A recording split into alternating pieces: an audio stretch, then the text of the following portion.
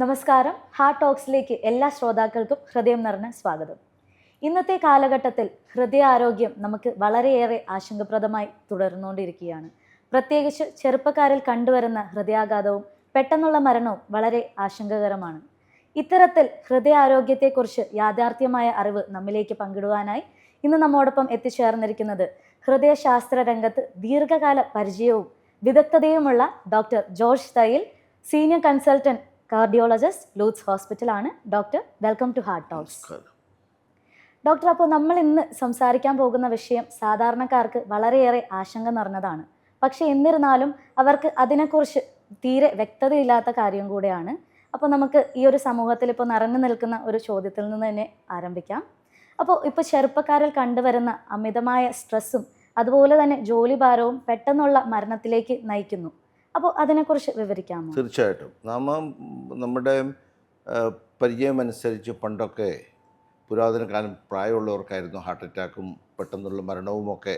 വർഷങ്ങൾക്ക് മുമ്പ് 60, 70, 80 വയസ്സുള്ളവർക്ക് പെട്ടെന്ന് കൊഴിഞ്ഞു വീണ് മരണം, ഹാർട്ട് അറ്റാക്കിനെ പറ്റിയൊക്കെ എൻ്റെ ചെറുപ്പത്തിൽ ഞാൻ കേട്ടിട്ട് പോലുമില്ല എന്നോർക്കണം. അത്രമാത്രമാണ്. ഇന്ന് അതല്ല, കാലം മാറി എന്നോർക്കണം. ഇന്ന് ഹൃദയാഘാതം വരുന്നത് വയോധികരിൽ നിന്ന് മധ്യവയസ്കരിലേക്കും അവരിൽ നിന്ന് യുവാക്കളിലേക്കും ഇപ്പോൾ കുട്ടികളിലേക്കുമൊക്കെ വന്നുകൊണ്ടിരിക്കുകയാണ്. 18 വയസ്സുള്ള ഹാർട്ട് അറ്റാക്കുള്ള ആൾക്കാരെ വരെ ഞങ്ങൾ ലൂർദ് ആശുപത്രിയിൽ ചികിത്സിച്ച് കഴിഞ്ഞു എന്നോർക്കണം.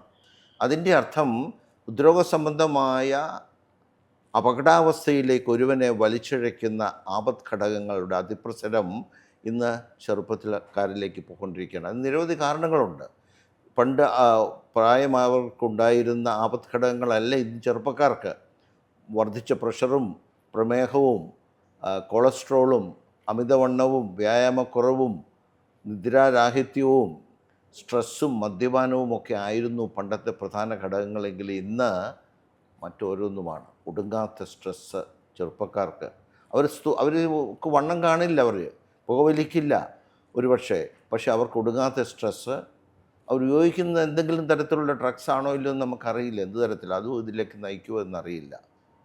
നമുക്ക് ഇത് ഏകദേശം അറിയണമെന്നുണ്ടെങ്കിൽ ഏകദേശം ഏതാനും വർഷങ്ങൾക്ക് മുമ്പ് വെറും 22 വയസ്സുള്ള അന്ന സെബാസ്റ്റ്യൻ എന്ന എറണാകുളത്ത് നിന്നുള്ള ഒരു പെൺകുട്ടി പൂനെയിൽ ജോലി ചെയ്യുകയും ഏതാണ്ട് 24 മണിക്കൂറിൽ 18-20 മണിക്കൂറോളം ജോലി ചെയ്യുകയും ഉറങ്ങാതെ, ഭക്ഷണം കഴിക്കാതെ, വിശ്രമിക്കാതെ അവരുടെ കോർപ്പറേറ്റ് സെക്ടറിലുള്ള ജോലി ചെയ്യുകയും ആ കുട്ടി ഒരു ദിവസം കൊഴിഞ്ഞു വീണ് പെട്ടെന്ന് മരണപ്പെടുകയും ചെയ്തു.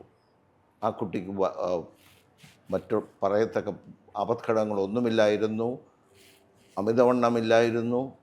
ഒറ്റ കാര്യം, അവർക്കുള്ളായിരുന്ന കഠിനമായ, ഏറ്റവും ഒരു തരത്തിലും നിയന്ത്രണ വിധേയമാകാത്ത രീതിയിലുള്ള ഒടുങ്ങാത്ത സ്ട്രെസ്സ്. അതിനോട് മല്ലടിച്ച് ജീവിക്കുവാൻ ആ കുട്ടിയുടെ ശരീരം പരാജയപ്പെട്ടു എന്നുള്ളതാണ്. ശരീരം അതോടൊപ്പം ഹൃദയവും. അങ്ങനെയാണ് കുട്ടി മരിക്കുന്നത്.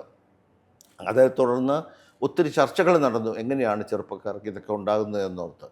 അതുകൊണ്ട് തന്നെ ഇന്ന് നാം ഏറ്റവും പ്രാമുഖ്യം കൊടുത്ത് ചിന്തിക്കേണ്ട ഒരു കാര്യമാണ് ഹാർട്ട് അറ്റാക്ക് അല്ലെങ്കിൽ ഹൃദയാഘാതം പെട്ടെന്ന് മരണത്തിലേക്ക് നയിക്കുന്ന ഈ ഒരു രോഗാതുരത പ്രായമായവർക്ക് മാത്രമല്ല, അത് പ്രായഭേദമന്യേ ചെറുപ്പക്കാരിലേക്കും പടരുന്നെന്നും അതിൻ്റെ പരിണിത ഫലമായി നാം ചെയ്യേണ്ട പ്രതിരോധ നടപടികൾ മുൻകൂട്ടി ചെറുപ്പകാലം മുതലേ നടത്തണമെന്നും അത് നമ്മളെ ഓർമ്മിപ്പിക്കുകയാണ്.